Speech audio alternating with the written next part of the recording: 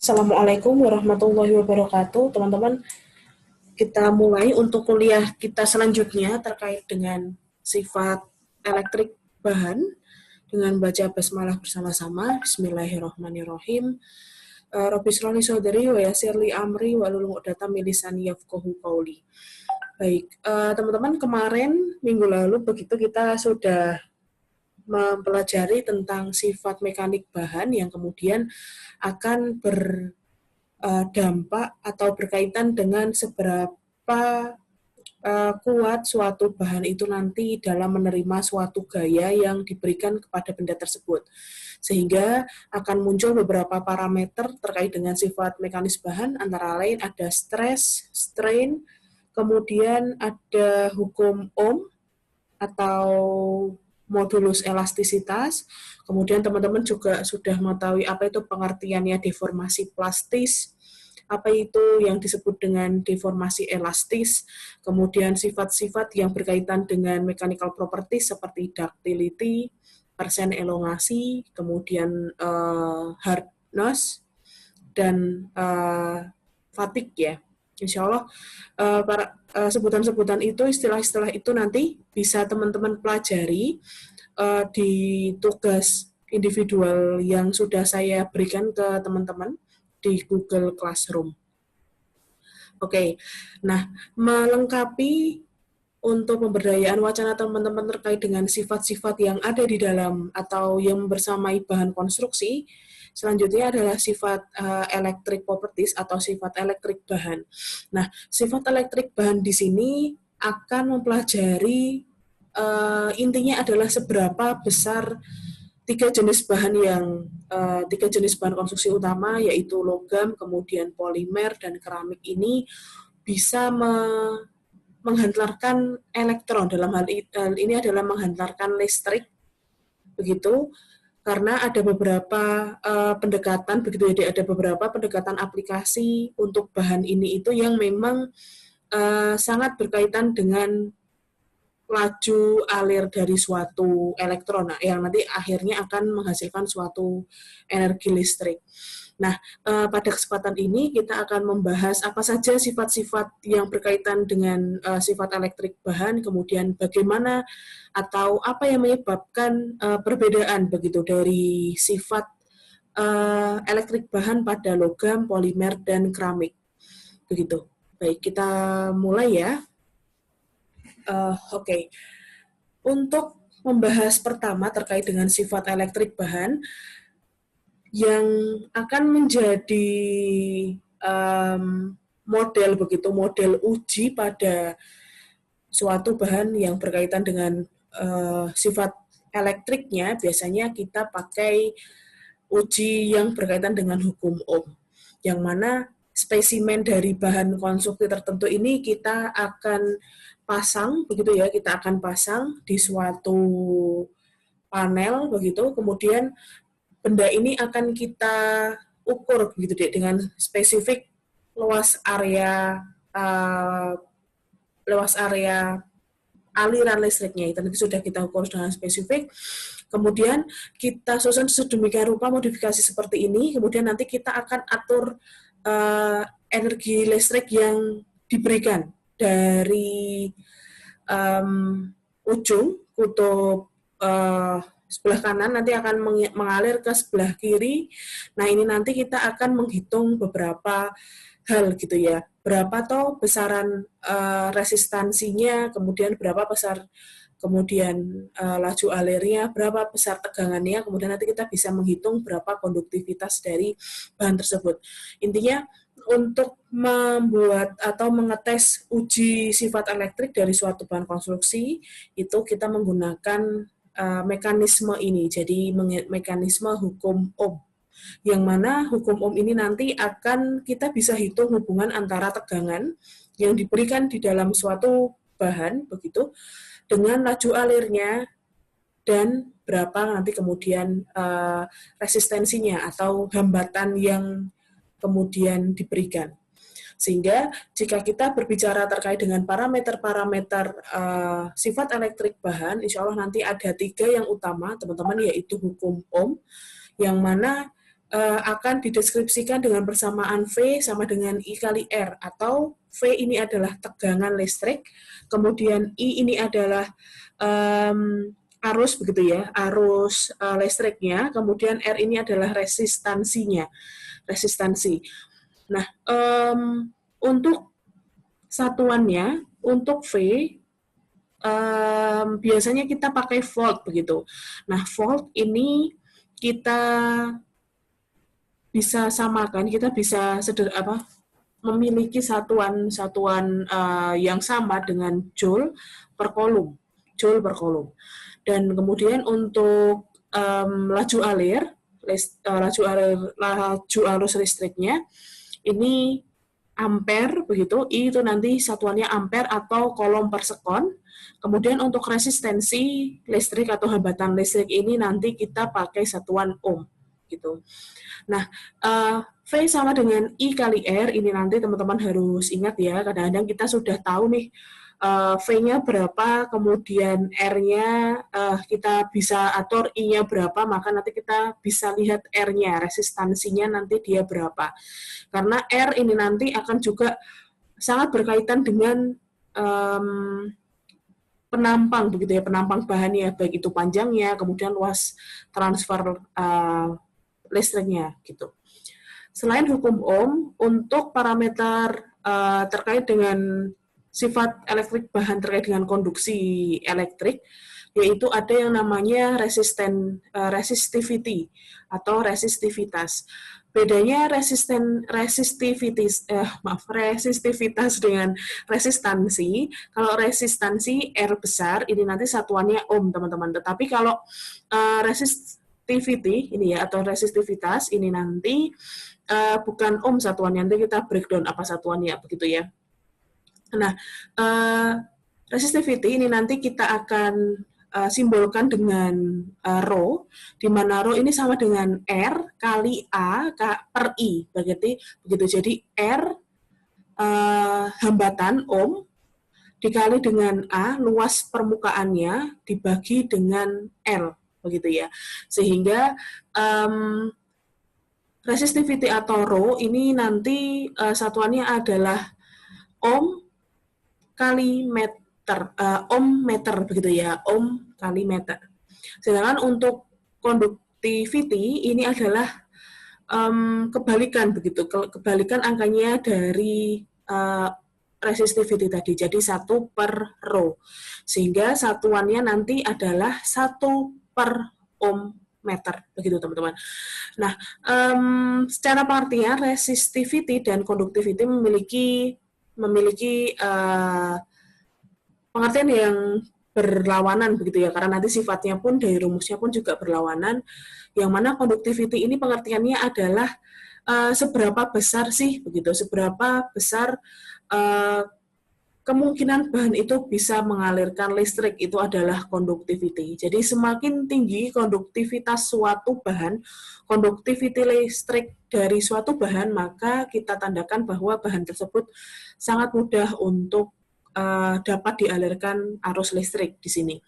Nah, berlainan dengan resistivity, semakin tinggi besarnya resistivity, semakin besar ohm kali meternya, maka bahan tersebut memiliki sifat dapat menghambat laju listrik, begitu, menghambat laju aliran listrik. Nah, ini nanti data terkait dengan sifat-sifat bahan yang berkaitan dengan resistivitas dan konduktivitas ini juga penting begitu teman-teman, dalam hal teman-teman nanti memilih aplikasi bahan-bahan di alat-alat proses di industri khususnya. Jadi semisal kalau bahan tersebut kita nggak pengen bisa teralirkan listrik dengan baik, maka seyogyanya kita juga bisa mempertimbangkan mencari bahan-bahan yang memang tidak gampang untuk dapat mengalirkan listrik. Berarti kita pilih bahan-bahan konsumsi yang memiliki konduktivitas yang cukup kecil atau resistivitasnya yang cukup besar begitu. Nah, jika kita berbicara terkait dengan resistansi atau resistivitas ini, berkaitan dengan rumusnya ya, bahwa rho sama dengan R kali A per L. Nah, A kali L ini nanti sangat bergantung sekali terhadap terhadap penampang dari bahan tersebut, begitu teman-teman.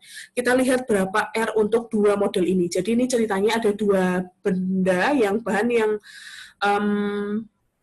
beda, begitu ya, terkait dengan propertisnya. Yang pertama, diameternya D dan panjangnya adalah 2L. Yang bawah diameternya sebesar 2D, tetapi panjangnya hanya L saja. Jadi yang atas lebih panjang, tetapi diameternya lebih tipis, begitu. Sedangkan yang bawah ini diameternya jauh lebih lebar, tetapi dia jauh lebih pendek. Nah, kira-kira seberapa tinggi, yang mana yang paling tinggi resistensinya? Semakin yang paling tidak mudah untuk menghantarkan listrik itu yang sebelah mana? Kita bisa turunkan dari rumusnya bahwa R atau resistansinya atau ohmnya, hambatan listrik ini kita bisa turunkan dari rumus yang sebelumnya. Gitu. Ini bahwa kita tahu bahwa resistivitas Rho sama dengan R kali A per L. Maka kalau kita ingin tahu berapa besarnya L, maka kita tinggal bagi antara Rho kali L per A. Nah, A di sini karena dia silinder, maka kita pakai rumus A dari silinder, berarti 1/4 pi D kuadrat, 1/4 pi D kuadrat, karena luas permukaan, luas transfer listriknya adalah sebesar lingkaran gitu ya, jadi 1/4 pi D kuadrat saja. Kemudian kita tinggal masukkan tadi Rho kali L per A begitu ya, Rho kali R per A. Untuk menghitung R1 maka Rho kali L, nah kebetulan L-nya 2, begitu, 2L, terus kita 1/4 pi D kuadrat sama, begitu, jadi 8 Rho L per pi D kuadrat untuk rumus resistivitas untuk R1. Kemudian untuk R2, kita memiliki dimensi L dan 2D, maka R2 ini Rho kali L saja karena L-nya 1 per 1/4 pi D kuadrat. Nah, D-nya kebetulan 2D, jadi di sini nanti ketemunya 1/8, gitu ya, jadi nanti ketemunya Rho kali L per pi D kuadrat ya, pi D kuadrat. Nah, ternyata R1 begitu, R1 dia jauh lebih tinggi begitu deh, jauh lebih tinggi besarnya resistansi. Jadi R2 ini adalah 1/8-nya R1. Maka kita bisa lihat bahwa dimensi yang mending begitu ya, jika semisal besok teman-teman akan mendesain suatu bahan konstruksi yang kemudian difokuskan untuk sebisa mungkin listrik itu akan terhambat laju alirnya dalam mengalir di bahan ini, maka teman-teman mending untuk lebih prefer memperpanjang dimensi L-nya begitu, bukan diameternya. Karena semakin pendek, jadi arus listrik itu semakin pendek panjang dari bahan itu akan semakin cepat pula resistensinya dibandingkan jika semisal teman-teman panjangkan dari bahannya begitu. Jadi yang memiliki dimensi 2L akan jauh lebih tinggi resistensinya. Jadi kalau lebih tinggi resistensinya atau lebih tinggi hambatan listriknya, maka otomatis caranya dia untuk mengalirkan listrik pun juga akan terbatas. Gitu. Jadi sekali lagi resistensi akan sangat bergantung terhadap demografi dari bahan tersebut atau geometri dari bahan tersebut, berapa diameternya, berapa panjangnya, kemudian berapa tebalnya atau berapa tingginya begitu ya, teman-teman. Nah, selain properties konduksi listrik yang berkaitan tadi seperti hukum ohm, kemudian ada resistensi, kemudian konduktivitas, itu ada yang namanya flux listrik. Jadi J itu kita sebut dengan flux listrik, yang mana nanti mungkin di kita tidak terlalu banyak concern begitu ya, kalau memang untuk sifat elektrik, karena nanti memang lebih banyak untuk teknik material teman-teman elektro begitu. Mungkin kita bisa tahu saja begitu bahwa ada satu parameter terkait dengan listrik, yaitu adalah flux listrik. Kalau flux bedanya dengan I atau bedanya dengan arus listrik. Kalau arus listrik kan kita pakainya hanya coulomb per sekon begitu ya, jadi luasnya terhadap jumlah arus listriknya terhadap waktu begitu. Tetapi kalau flux ini sudah terhadap waktu, terhadap luas permukaannya juga begitu. Jadi kalau kita berbicara dengan flux, kalau I tadi satuannya adalah ampere yang mana itu sama dengan coulomb per sekon. Kalau flux atau J ini nanti satuannya adalah ampere per meter persegi begitu, ampere per meter persegi. Jadi jumlah flux atau flux listrik ini nanti bisa teman-teman dekati dengan mengetahui berapa jumlah aliran listrik yang diberikan, berapa jumlah I-nya, per nanti kemudian berapa surface area-nya atau luas permukaan listriknya tadi, begitu ya. Jadi itu nanti juga tergantung arahnya. Kalau silinder tadi kan listriknya akan sejajar ke arah kiri dan kanan. Maka karena ke arah kiri dan kanan, maka luas permukaan yang terkena begitu ya, yang terkena dari listrik itu adalah luas permukaan atau luas tabung, luas bola begitu, luas lingkaran, luas lingkaran, jadi 1/4 pi d kuadrat itu tadi. Nah itu juga akan teman-teman perhatikan bahannya. Jadi kalau umpamanya silindernya tidur, kemudian kalian akan mengalirkan listrik dari arah kiri dan kanan, maka otomatis teman-teman nanti A-nya adalah cukup luas lingkaran. Tetapi nanti kalau umpamanya dia balok dan kemudian teman-teman alirkan dari arah kiri, nah baloknya dia dia berdiri atau duduk begitu teman-teman, tidur. Kalau misal baloknya tidur, maka A-nya adalah berarti lebar kali tebal begitu ya, lebar kali tebal. Tetapi kalau dia dari arah depan, maka nanti panjang kali tinggi gitu, panjang kali tinggi untuk A-nya. Jadi nanti teman-teman lihat dulu arah dari aliran listriknya itu mengarah ke mana. Nah, arah itu adalah luas permukaan yang akan kita hitung gitu. Jadi A di sini bukan luas permukaan benda 3D-nya begitu ya, Dik. Jadi kalau semisal tadi silinder bukan luas permukaan silinder, walaupun nanti bahannya nanti semisal balok atau mungkin bola, maka bukan luas permukaan balok ataupun bola yang teman-teman hitung, tetapi arahnya itu nanti mengarah ke bidang yang mana begitu. Apakah dia lingkaran, apakah dia persegi panjang, apakah dia selimut silinder dan lain sebagainya begitu. Jadi J sekali lagi untuk flux, ini nanti rumusnya adalah I per A, yang mana nanti sumber satuannya adalah ampere per meter persegi.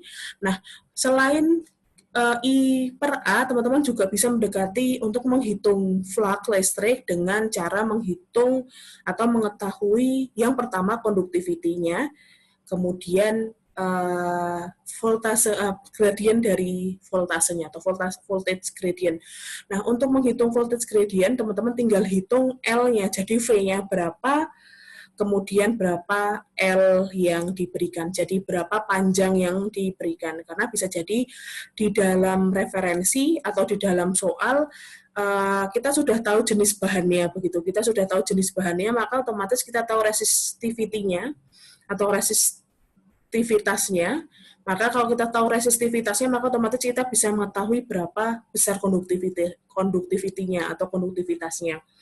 Lalu kita tahu berapa panjang dari bahan tersebut, voltnya tahu, maka teman-teman bisa hitung dengan cara J sama dengan conductivity kali V per L. Atau kalau misal udah tahu sekalian I per A-nya, ya tinggal langsung I per A saja begitu. Jadi ada dua pendekatan untuk menghitung listrik atau flux listrik adalah I per A dan theta kali V per L.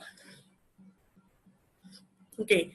Nah, ini adalah sekian data begitu, sekian data konduktivitas dari masing-masing kelompok bahan konstruksi begitu teman-teman. Sekali lagi, konduktivitas itu adalah per ohm meter atau ohm kali meter pangkat minus 1.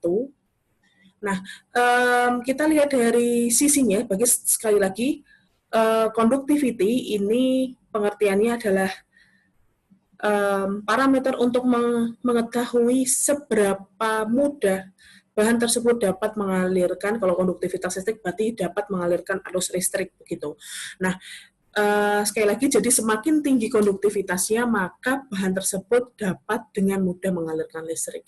Nah, dari sisi data konduktivitas yang ada, kita bisa simpulkan bahwa kelompok logam memang yang paling besar nilai dari konduktivitasnya, karena sudah 6,8 kali 10 pangkat 7 lagi, jadi sangat besar nilai konduktivitasnya.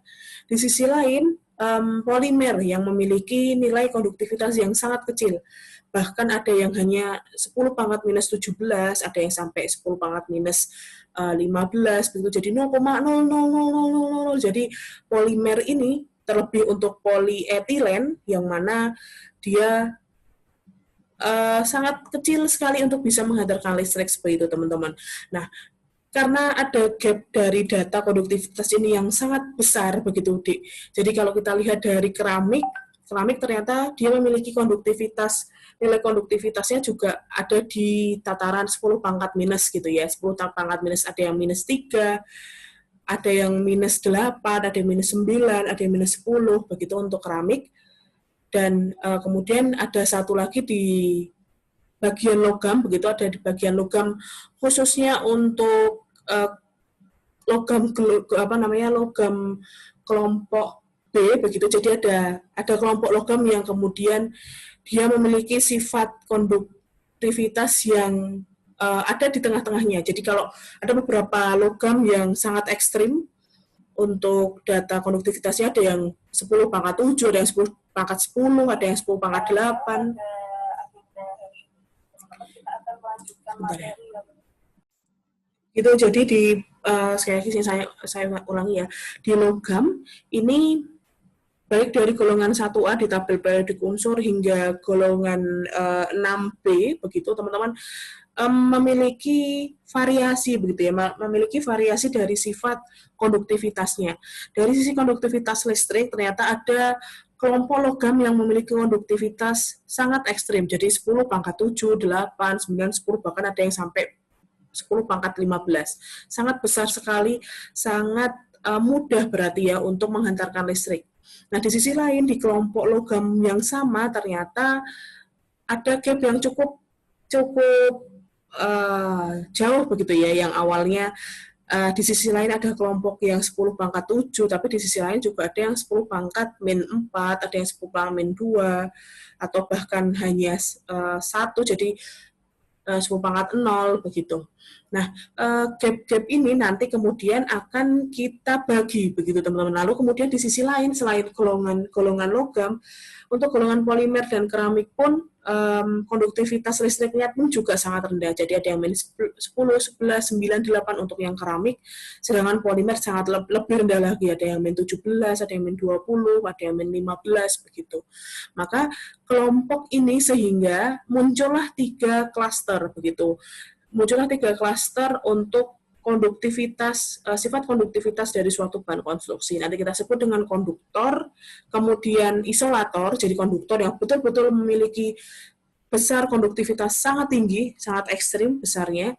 Kemudian di sisi lain, isolator adalah yang memiliki konduktivitas yang sangat rendah, sangat-sangat kecil begitu.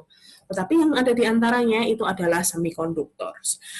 Semikonduktor ini nanti memiliki sifat yang kita bisa atur begitu, nanti kita akan bahas di slide selanjutnya ya. Jadi dari sisi konduktivitas listriknya kita bisa atau kita mendapatkan 3 klaster utama, yaitu konduktor, isolator, dan semikonduktor. Jadi apa itu pengertiannya konduktor? Konduktor itu adalah kelompok bahan yang memiliki konduktivitas yang lebih besar sehingga konduktor dapat menghantarkan listrik yang lebih mudah. Sedangkan kalau isolator ini memiliki konduktivitas elektrik yang sangat-sangat kecil sehingga bisa dimungkinkan atau bisa disebut bahwa bahan tersebut tidak bisa menghantarkan listrik. Tetapi kalau semikonduktor dia masih bisa menghantarkan, tetapi listriknya sangat lemah begitu, Dik. Jadi elektron menjadi listrik itu nanti akan lemah untuk dialirkan. Kita akan bahas lebih lanjut ya setelah ini. Oke, terkait itu, jadi ada konduktor, isolator, dan semikonduktor. Nah, kemudian ini contoh begitu, contoh soal untuk kita bisa menghitung berapa toh sebenarnya minimum diameter begitu untuk semisal suatu kabel dia dapat menghantarkan menghantarkan tegangan sebesar lebih kurang dari 1,5 volt.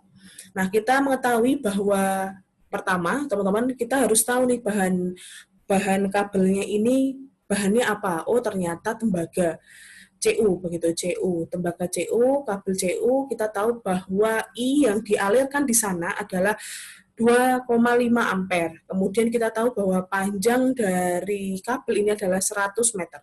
Maka kemudian kita bisa hitung berapa voltnya, kita dekati dengan rumus konduktivitas tadi dulu, yang mana konduktivitas ini adalah kita ketahui dari rumus dari referensi. Jadi konduktivitas untuk tembaga adalah sebesar 6,07 kali 10 pangkat 7 per ohm meter. Kemudian besarnya luas transfer listriknya A di sini, berarti kalau kabel kan berarti seperempat pi d kuadrat ya, karena luasnya adalah luas lingkaran. Kemudian L ini adalah panjangnya 100 meter, R sama dengan V per I. V-nya adalah 1,5, karena ini adalah bukan sama dengan, kita adalah kurang, jadi kurang dari 1,5. Kemudian I-nya adalah 2,5. Jadi kita bisa hitung bahwa untuk mendekati ini, untuk menyelesaikan ini, maka D-nya diameternya harus lebih dari sama dengan 1,87 mm begitu. Jadi kalau dipakein 2 mm, insya Allah tegangan yang akan dihantarkan oleh kabel ini adalah 1,5 volt. Ini aplikasi yang sangat penting teman-teman, terutama untuk di pengendalian proses begitu.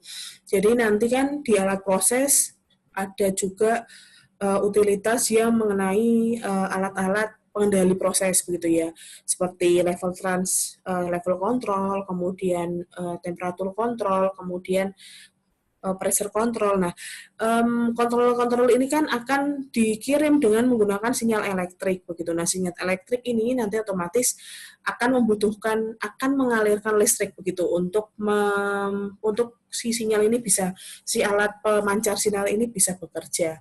Maka perhitungan terkait dengan berapa toh tebal atau diameter minimum oleh suatu bahan ini agar bisa mengalirkan listrik dengan yang kita inginkan tuh, caranya menghitung kita harus tahu. Ini salah satu contoh untuk menghitung berapa minimum diameter yang kita harus hitung begitu.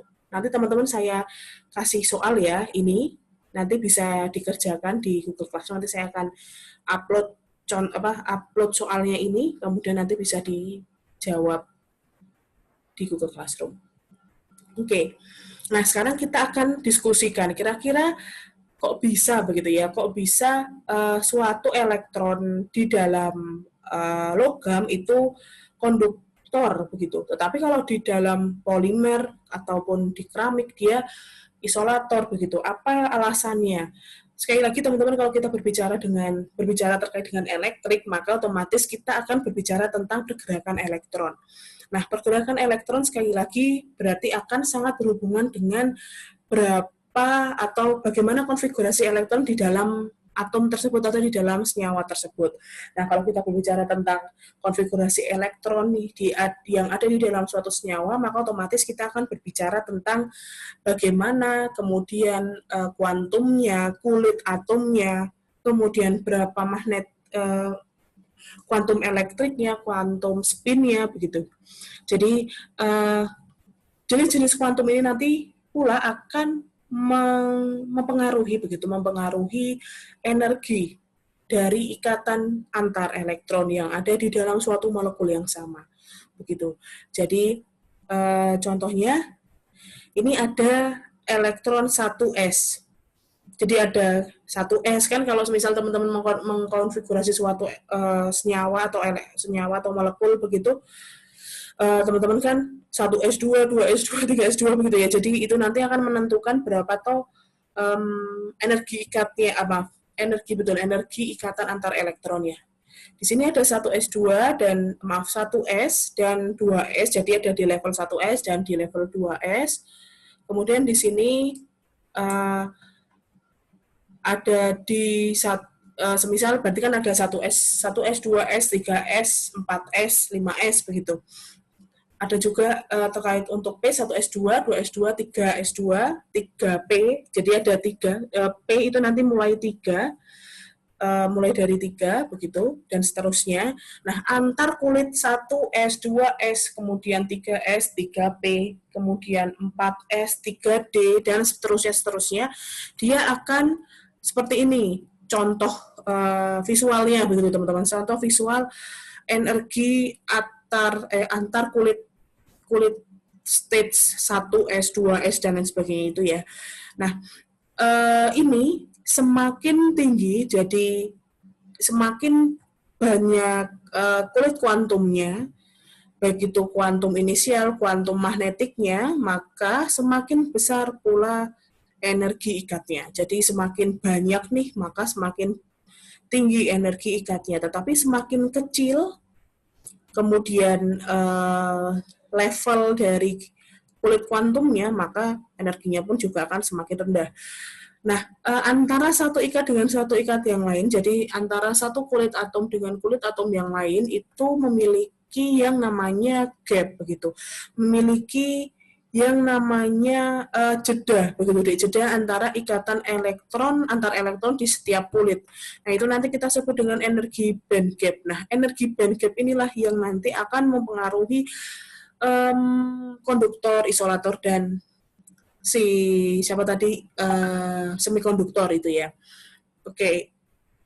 Nah,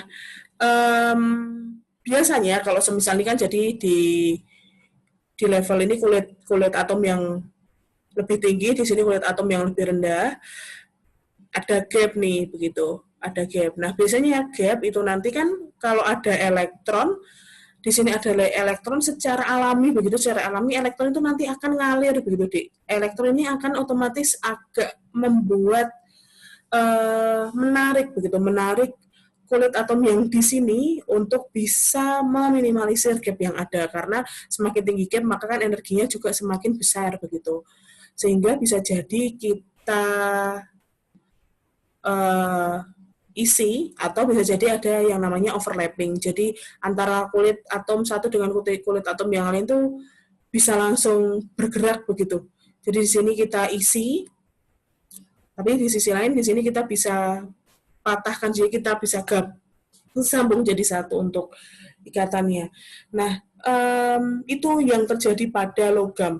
Jadi kalau di dalam logam, gap ini sebisa mungkin atau cenderung tidak ada gap sama sekali seperti itu teman-teman.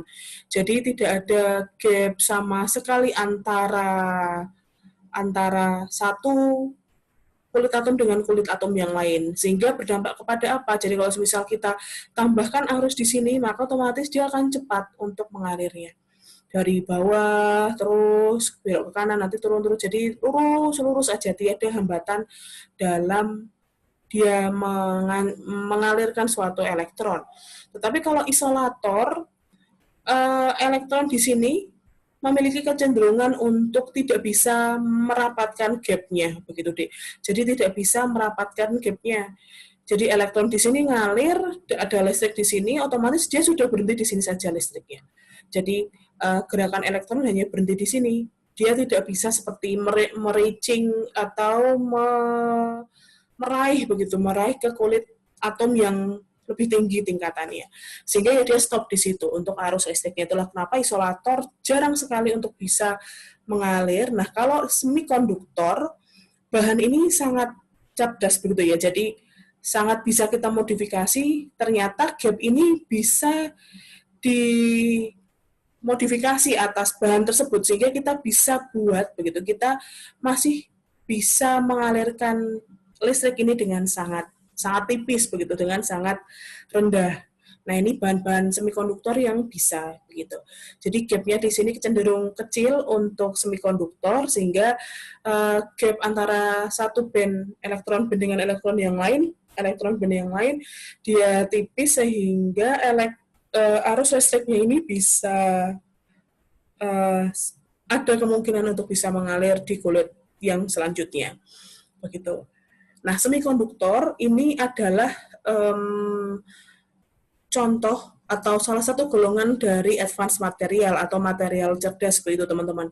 Semikonduktor biasanya kita pakai untuk chip di laptop, kemudian di HP. Jadi memori-memori HP, coba bayangkan kalau semisal chip di laptop ini teman-teman pakainya baja atau stainless steel yang memiliki konduktivitas listrik besar.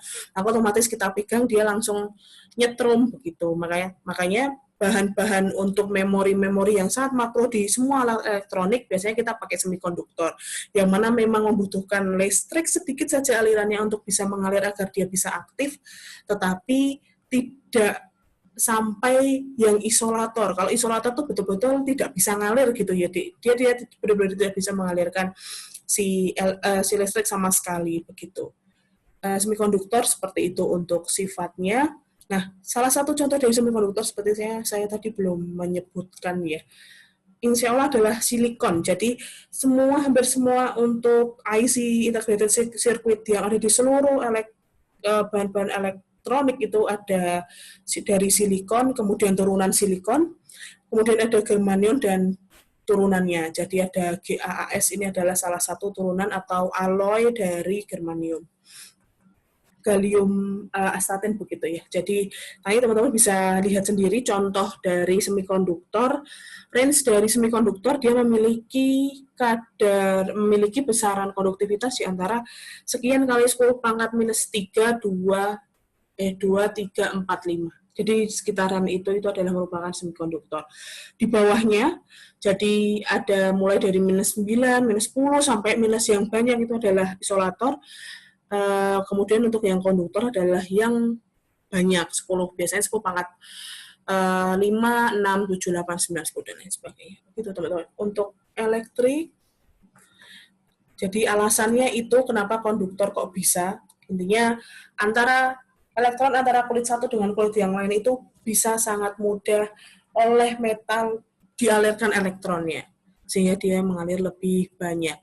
Nah, ada satu lagi, diskusi begitu terkait dengan modifikasi. Jadi elektron tadi kita tahu bahwa logam merupakan bahan konstruksi yang akan memiliki konduktivitas yang besar begitu, dalam artian di sini dia gampang banget ngalirin listrik gitu ya. Nah, kemudian pada teknisnya si logam ini tuh akan memiliki banyak perlakuan atas logam yang lemah tadi. Jadi maaf, atas logam yang murni tadi. Misal CO. Jadi kita untuk CU biasanya ada 3 operasi yang kita akan tambahkan di dalam tembaga murni.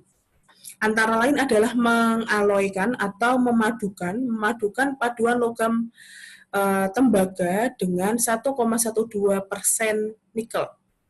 Begitu, 1 tambah 1,12% nikel, atau tembaga ini kemudian kita deformasi dulu, kita bisa tambahkan panas, kita tambahkan gaya, dan lain sebagainya. Kemudian deformasi CU kita tambahkan 1,12% Ni juga. Ada juga yang kita tambahkan lebih besar Ni-nya.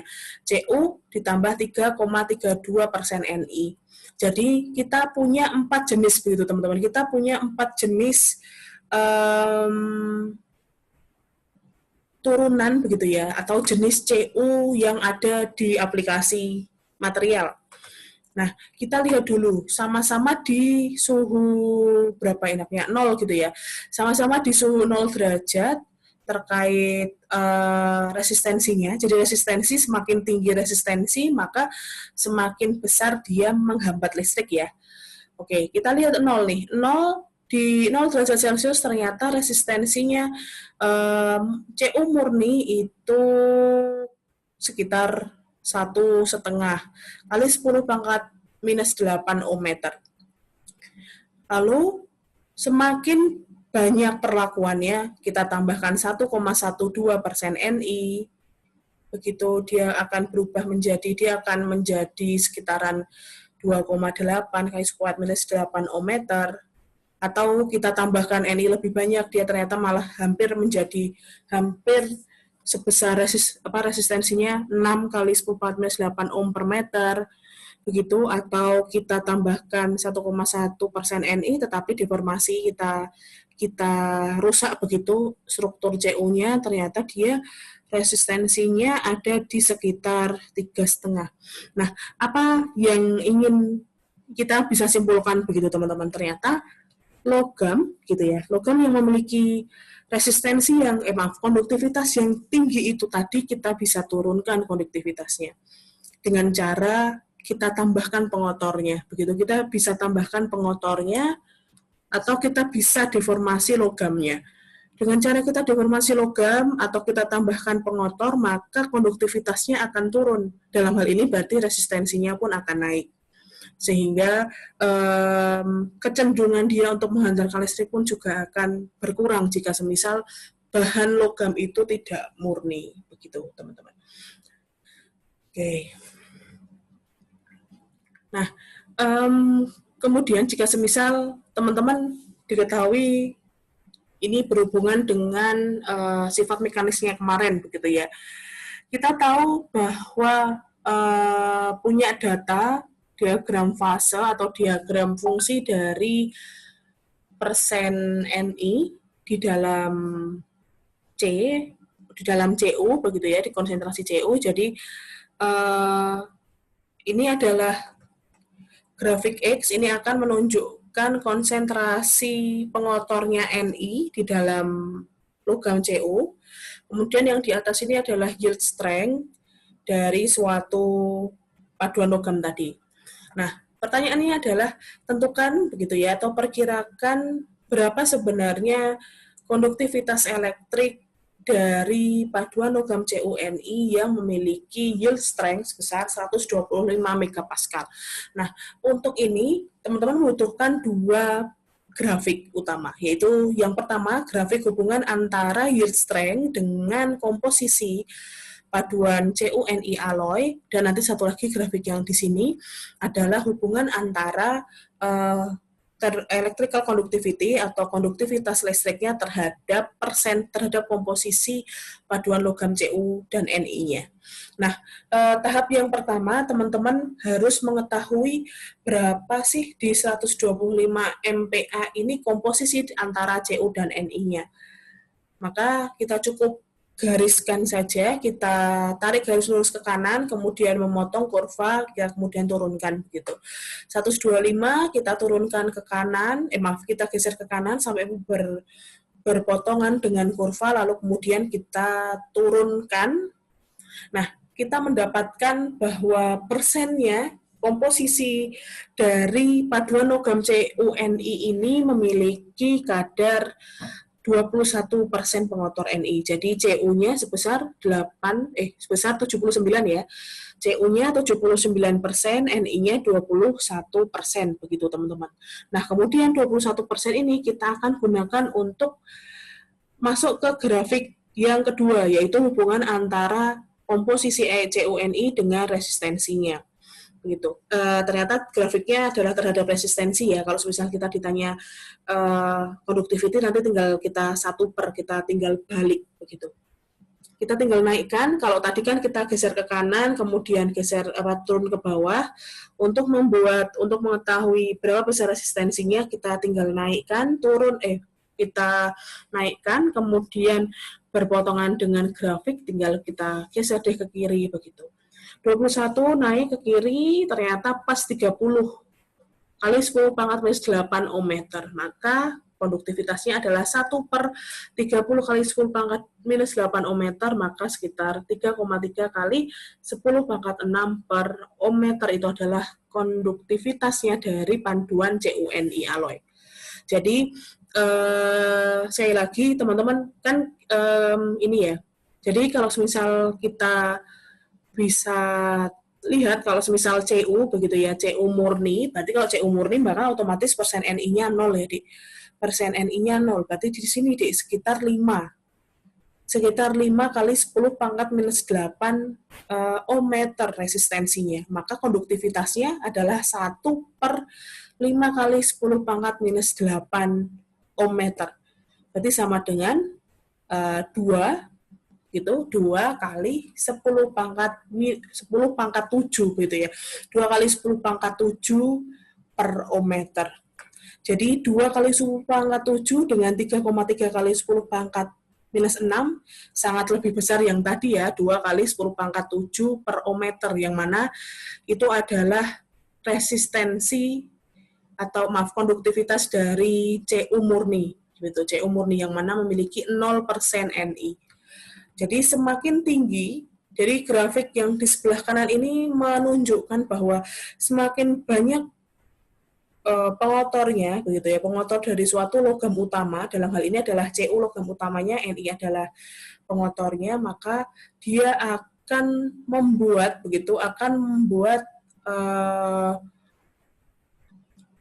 resistensinya semakin besar. Resistensi semakin besar, maka otomatis konduktivitasnya semakin kecil, sehingga membuat si bahan Cu, tembaga ini memiliki penurunan daya dalam menghantarkan listrik. Nah, dua grafik ini spesifik ya teman-teman, sekali lagi. Jadi grafik 2 yang saya tampilkan ini seperti yang ada di buku Kalister ini hanya berlaku untuk alloy CuNi saja atau paduan CuNi saja. Tetapi kalau misal besok teman-teman kemudian mendapati kasus Cu-nya ternyata dengan mungkin Al atau Fe dengan C atau mungkin Fe dengan Ni atau Fe dengan Cu, maka teman-teman harus mencari hubungan grafik ini yang berbeda. Jadi spesifik memang untuk berbicara terkait dengan teknik material, banyak banget nanti grafik hubungan antara sesuatu dengan sesuatu itu banyak banget, sehingga teman-teman memang harus baca dan harus lihat referensi dulu untuk sebelum menghitung suatu kasus ya. Insya Allah itu untuk sedikit banyak yang bisa saya sampaikan terkait dengan sifat elektrik bahan. Jadi yang paling penting adalah kita bisa simpulkan bahwa logam ini adalah suatu konduktor atau yang memiliki konduktivitas listrik yang sangat tinggi. Kemudian keramik dan polimer kita sebut dengan isolator, dan ada sebagian kecil dari kelompok logam yang merupakan semikonduktor. Dan adanya atau penyebab utama kenapa logam ini bisa menjadi konduktor karena tidak ada kecenderungan antara gap satu antara ikatan elektron satu di dalam suatu kulit atom tertentu dengan kulit atom yang lain, itu tidak ada gap sama sekali, sehingga elektron ini akan mengalir secara lebih cepat, secara lebih stabil.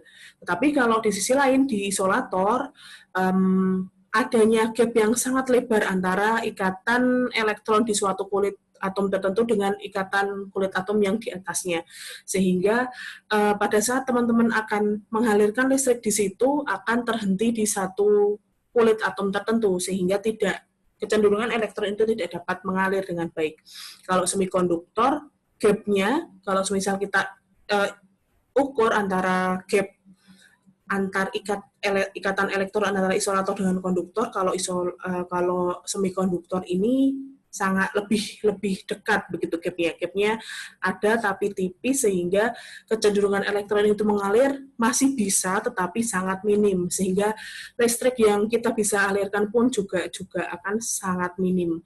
Nah, sedikit listrik yang bisa dihantarkan oleh suatu logam pun itu juga dapat diaplikasikan di berbagai macam alat-alat pesawat yang ada yang sudah kita gunakan dalam kehidupan sehari-hari, seperti itu. Seperti itu pengertian dan penjelasan saya terkait dengan sifat elektrik bahan. Insya Allah untuk kasus yang menghitung VIR dan kemudian ini nanti teman-teman saya akan tambahkan di Google Classroom sebagai latihan di rumah. Nanti kemudian bisa teman-teman jawab dan nanti teman-teman upload kembali di Classroom ya.